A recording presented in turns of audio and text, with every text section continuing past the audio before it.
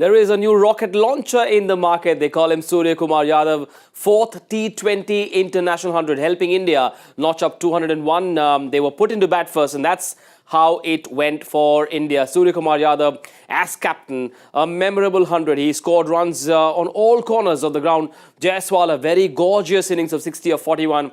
Rinku Singh contributing 14 as well. The spinners bowled really well for South Africa. But 201 on the board, is that going to be enough? Zaheer Khan and Parthiv Patel join me in the house. We will talk about Suryakumar Yadav, but is it a pass score? Have India scored enough?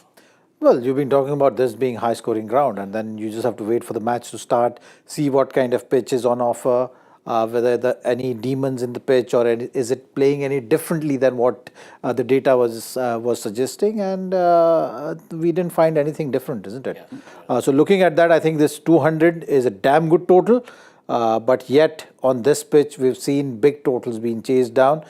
So for that, you got to again start from the word go, stick to the processes, and make sure that you don't relax at any stage, and start with some wickets. I think, you know, that initial, if you get those inroads, then that always helps. It's that time of the show when the director cuts to a one shot of Mr. Patel and he'll go like this. I'll tell you what. Go for it, sir. No, I won't. I'm used to it. You're used to it? I'm used to it, so I don't do it. I'm just another day. Just another day like Surya had today. What was the hashtag during the World Cup? Hashtag Gurur. Hashtag Gurur is back in play. He predicted 200 and 201. So well done, Parthiv Patel, for getting that one right. But how entertained were we? I saw these two go short. Wow, on so many occasions while Surya was batting. Yeah, it was some incredible shot, incredible hitting by Suryakumar Yadav. I think just the ability to get into the position even before ball's about to deliver. I think that is his strength. And if you look at his numbers, 178 strike rate, 8 sixes. I mean, that's unbelievable. As if I think he himself is bowling. He's there in the position before the ball's about to deliver. And that's why, you know, you see that strike rate. That's why you see that consistency. When you're playing at the strike rate of higher than 150, that's his career strike rate. And then consistently scoring those runs. Now, this is his 400. I mean, that's incredible. I don't think there is any better than T20 in T20 format than Suryakumar Yadav. Yes, joins Rohit Sharma and Glenn Maxwell as the others too have scored 4 T20 international hundreds. Suryakumar Yadav was bullying the bowlers today. Yeah, he was, and you know, he's building a reputation for himself. You know, there's no doubt about that. He's got shot making ability all across the ground, and that makes it very difficult. You know, when you are just able to hit one side of the pitch, then as a bowler, you always have a chance in this format. Obviously, with the field restriction, you got to be spot on in terms of getting your lines right, getting your options right. But when you have a batter like Surya, who is able to now hit to long gone, mid-wicket, at that region, he was very good today, hit those 4, 5, 6s. But then he's got that ability of hitting those 6s over covers as well. Then he opens his face, uses the pace very nicely, picks his fielders, picks his spots, and once he's on song and in that kind of a zone, it's never going to be easy for bowlers to execute their plans. You just got to give yourself the best chance and bowl the deliveries and get him out. I think that's one way of stopping him. That's what eventually happened. Yes, it was a proper T20 batting masterclass from the Indian captain Suryakumar Yadav. Once again, a couple of quick wickets. He comes into bat in the power play and just perhaps once again teaches us or tells us that his batting is not just about the big shots. There's so much that goes on here as well. It does. I mean, today, just if you look at his progression of his batting, he was about what 24 or 23 balls. The start was not usual Suryakumar Yadav start which we see, but today the acceleration was unbelievable. I thought, you know, he picked his bowler, as Zach said, he picked his fielders really well. He understands the field placements. He understands the corners, but I know he tries to hit them, but those goes out of the ground. But just the understanding of knowing what bowler is going to do and what kind of fields there, and even then they obviously bowlers bowl to that field, but even after that to find gap is special ability which Suryakumar Yadav has, and once again, you know, we saw it today as well. Normally on cricket shows, for an innings like this, most cricket shows will talk about the 8 sixes, but what do you make of those shots behind backward, I mean in that backward point region, third man as well? I mean, that's what I spoke about. That's what I said. That, finding a gap there. Obviously, they were trying to bowl him outside the off-stump Yorkers. They had third man in, they had deep point, they had deep cover. Still, he was finding that gap. I mean, that's the ability that Suryakumar Yadav has. You have to get into that position very quickly so that you can exactly hit that gap. And Suryakumar Yadav did that. And sometimes even the outside the off-stump shots, he was getting in outside the off-stump and hitting it over mid-wicket. So that special ability that when someone can can hit you over cover and can hit you over fine leg, you virtually cannot bowl to him. Yes, he almost seems to own that dial around the crease and that 360 kind of innings that makes Suryakumar Yadav really special. A couple of those sixes of the spinners over extra cover as well. The highlights of that 100. Yashasvi Jaiswal, another half century under pressure. He seemed unfazed, unperturbed by what was happening at the other end, and another innings where he showed his class. And once again, this strike rate of 146 is a very healthy strike rate. But his strike rate in power play is something which everyone gets excited by. And he bats around 160, 165 kind of a strike rate in those first 6 overs, which is the value add for the team. That's his role. He starts the game with that intent and looks to be very aggressive from the word go. That takes the pressure off the other partner also. We've seen that in the previous series also when Ruturaj was there, now Shubman Gill. But that's the kind of pattern which we've seen with the Indian batting approach. And for that, you need players like Yashasvi Jaiswal who can set the tone in that fashion. And he's doing it brilliantly. He's got ability again, someone who's got ability of playing shots on the offside, on the onside. He's seen that offside area very, very well with those wide range of shots through right from mid-off to point region. But the short ball is something which was a concern, say, a couple of years back, and he has worked on it. That's something which has taken his game to the next level. Even today, when the plan of the bowler was there to bowl short to him, he was actually encashing on that, which is a great sign, playing a good innings, and that partnership was very crucial.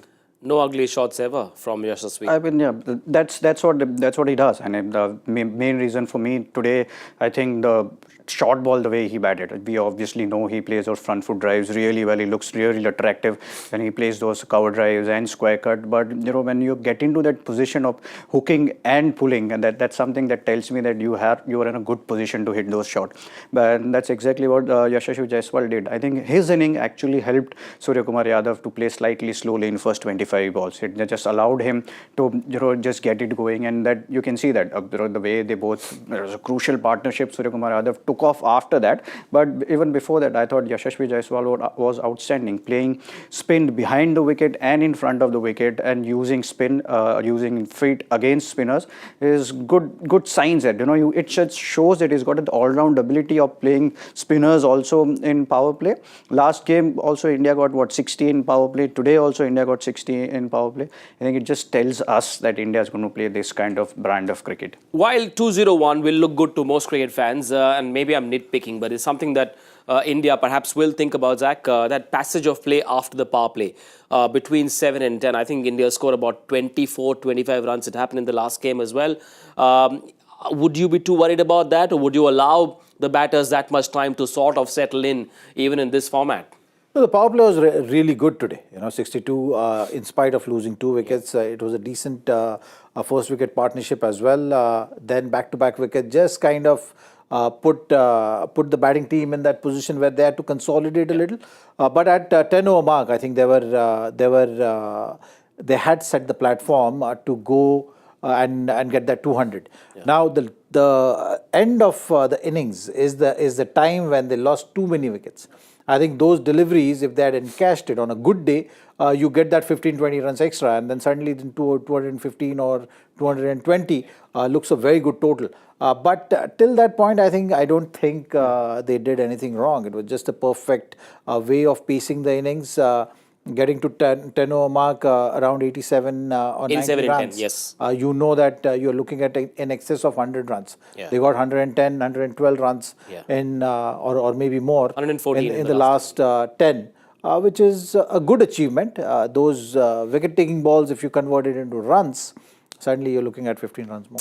Yes, as they say, a 20-over innings is 120 events, and all those little events contribute to how that final picture looks like. We will take a look at the bowling card. Before we go to the spinners, Zach, did they overdo the taking the pace off the ball kind of approach today? No, I think it's just good batting. That's how T20 format goes. I think Maharaj and Shamsi both were really good, I felt. Shamsi's figures are not doing justice to the kind of effort he has put today with the ball. Bowling that 17th or 18th over is never going to be easy for the spinners. But he did a good job. So other than that, taking those wickets at the top is something which you look at as a marker. Which South African bowlers were able to do today. So I think on the whole it was even effort, I would say. Yeah. It's not a bad day for bowlers to be out there, because you've seen the numbers on this ground, say a 230, 240 kind of a day, you know that you had a really, really tough day. Here they'll still say that on this ground, teams can chase down the totals, and looking at that, maybe 200 is not that bad a total, they will be thinking. Pretty good outing for Keshav Maharaj. It was, I think, when we saw the innings progression of India, where India scored only 25 runs in 7 to 10 overs phase. I think that's when Keshav Maharaj and Tabraiz Shamsi was bowling really well. Yep. Ball was stopping a bit, yes, spinning a bit, but I thought they bowled brilliantly. I totally agree with Zach, the way they were brave. Keshav Maharaj came in and he was brave enough to flight the ball to Tilak Verma as well. He took that aggressive option, but yeah, I mean that's what you have to do. As we all know, in modern day cricket, there is only one way to stop a batter to get out, to stop scoring runs, is to get you out, and you have to be brave enough. Both the spinners were that, and that's why even Tabraiz Shamsi also flighted the ball to Yashasvi Jaiswal and he got him out. So both the spinners bowled really well, and I thought South African bowlers made a really good comeback. I thought India was looking really good at not looking at 220, 225, but I thought South African bowlers bowled in crucial phases. They bowled really well. The end of those 3 overs and from 7 to 5 overs, 7 to 10 overs. India went in unchanged for this third must-win T20 international. No Bishnoi, remember, Kuldeep Yadav and Jadeja, the two spinners, and Suryakumar Yadav did say to the media that there is a sixth bowling option, and if and when necessary, you will see that option. India's bowling plan for you, Zach. Today, Kuldeep, in that last rain-curtailed game, bowled 1 over, I think, in the power play. It wasn't a great outing for him. Would you bowl him in the power play? Would you use him differently? How would you go about using Kuldeep? I think you'll see that change from Surya today. He's maybe going to hold his spinners, if at all, use Jadeja in the power play, but not Kuldeep. I think that's one slight little change you'll see. He would want the seamers to get wicket up front. That is going to set the tone for the Indian defense for sure. But other than that, I think in this kind of a ground, you've seen two batters getting in. Yeah. They can create chaos out there. So that is the chat. That should be the chat in the dressing room leading up to defending this total. Is that if the partnership is happening, you got to make sure that you are absorbing that pressure well and looking for that breakthrough, because the new batter coming in, things can change. We've seen that with the Indian batting, and you've seen that what two batters can do. Yep. So that is something which should be the chat, and that should be the thought process when you go to defend this. And I think Surya will use Kuldeep in that middle overs. You need that attacking option of wrist spin. That's something which Kuldeep Yadav brings in, and he doesn't bowl in power play anywhere. And his numbers outside Asia is outstanding. The average of 12, economy is 6, and then he's got a 5-er as well. So I think that's something which I probably Indian think tank would be thinking about. If we don't get wickets early, there is a wrist spinner who's an attacking option who will try and get wickets in middle overs. So that's where I feel that.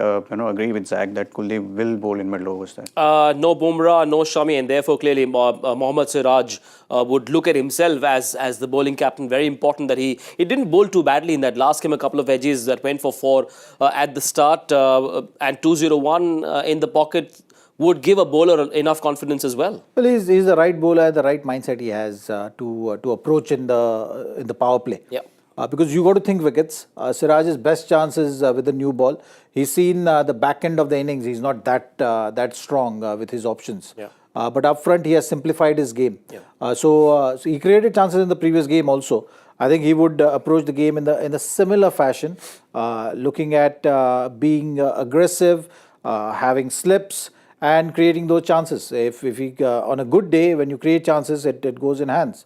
So that's the way he will look at it. He will keep it very simple.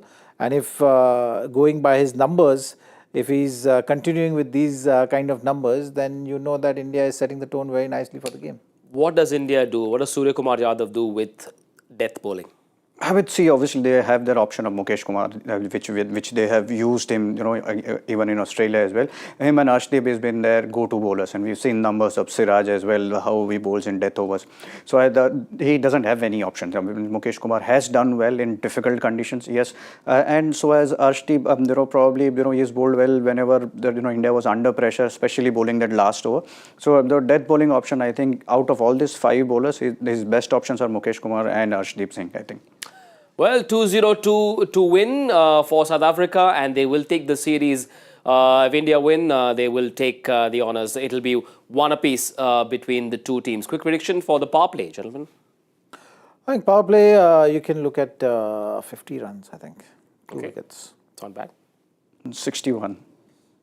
61. I will be a little more optimistic. I'm going to say 40 for South Africa in the power play. So maybe Mohammad Siraj will have a good outing as well. We're done for now. We will see you on Cricbuzz Combox after 10. Enjoy the second innings.